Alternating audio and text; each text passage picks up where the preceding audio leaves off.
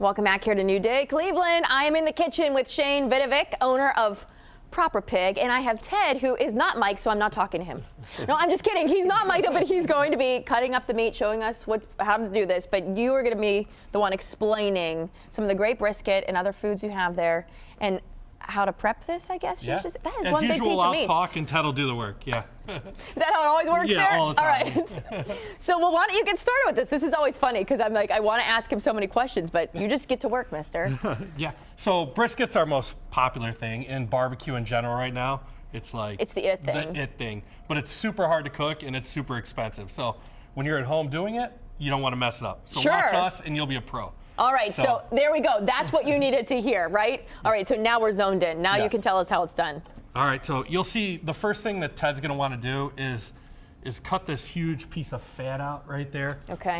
That fat won't render out no matter how long you cook it. So if you don't get rid of it, it'll be just trash. Do you almost like become a surgeon, you know? Yeah, when you do this kind of thing. It's kind of a more. Look, see, you didn't know I'd be of service to you too, helping you out here holding this cutting board. So, yeah, that's all right. So it's a real delicate balance. You don't want to cut off too much fat, but you need to get off I was just some of the gonna fat say. or it'll be super dry. So just the thicker pieces of fat, make sure you remove Yeah, you want those. to get the fat to be about 1/4 of an inch to 1/2 an inch all throughout. So he'll take a little bit off of the edge right here. All right. Yeah, you Do really you work have with pieces of meat this big all the time at Proper Pig? Our briskets will range anywhere between 12 and 16 pounds. Wow. So this is even like the biggest one that we have. So how many people do you think you can feed with this one? That would probably, after you cook it, it'll shrink to about half the size because it's cooked for about 16 hours. So that one will serve probably, 20 people, 15 people. It's a big, depending how hungry big they are. piece of meat. Right, yeah. Right. It depends on the crowd that you have. Right. All right, so once we get the fat off then, that seems to be the hardest part for me. Yeah, that takes the longest for sure. You know, we might prep 100 of these a week to cook and sell in Lakewood alone.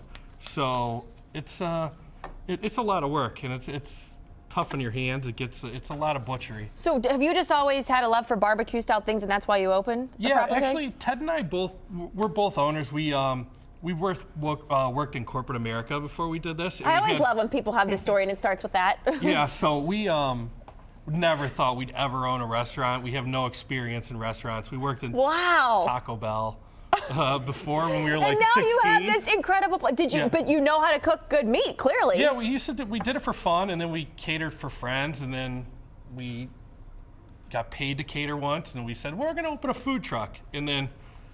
4 or 5 years later, now we have 2 restaurants, one in Lakewood, one in Menor, and the food truck. And now, what kind of seasoning are you throwing on this? all right, so our seasoning is very Texas style, which means it's mostly pepper and salt. We put a little bit of paprika and garlic powder in just for a little more color and taste. But if you'll look, it's like 60% pepper. And then you want to put this all over the meat. Just throw it all over there. You don't have to be fancy with it. Rub it in. We like it to sit overnight so it could soak in some of the flavor. But you said you'll prep about 100 of these a week? Yeah, it's a lot of work. It's a lot of pepper. I know. I'm going to sneeze here in a second. Right. Do you probably find yourself sneezing a lot back in the kitchen? Yeah, we find we smell a lot different than we worked in corporate America. Yeah, we come home and it's not always a bad thing, though. Our wives just don't like the smell of our clothes. Let's put it that way. When you walk in, you got to take them off right away to go in the laundry. Right. We have a specific spot at home on where to put them. So is this as simple as that, as far as the prepping for it, and then you throw it in? That's all that it is. Yeah, and then the key is to know how long to cook it for. So you never cook meat for a specific amount of time. You cook it to a specific temperature. So we'll cook this between 190 and 200 degrees. It could take 12, 16 hours, and it's kind of done when it's done.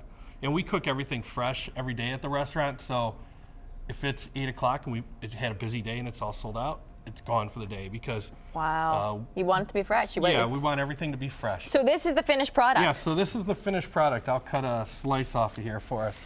So you'll see when it's done and smoking, it'll turn black. That's what we want. It's not burnt. I mean, if I were to pull that out of the kitchen, I would think, oh boy, I've done it. It's ruined. This is the bark that you want to get, and you want to get that like jiggle because that means you have enough fat in there. So. The bark, is that what you call it? Yeah, the bark is the black outside. When you cut a brisket, there's 2 parts. This is the flat. This is does that smell so good? And then this is the point. This is the fattier part. So I wish I could share this with all of you. I do have someone that I can share this with, though. We have Jack, who you're going to meet later on in the show. I'll explain why he's here. He basically was a wonderful human being and bid on a visit here for New Day Cleveland. He's also a criminal defense attorney in case you get in trouble out in Lorain County, right? Yes. But he is a lover of meat, right? Yes, I So am. I figured if Especially the proper pig.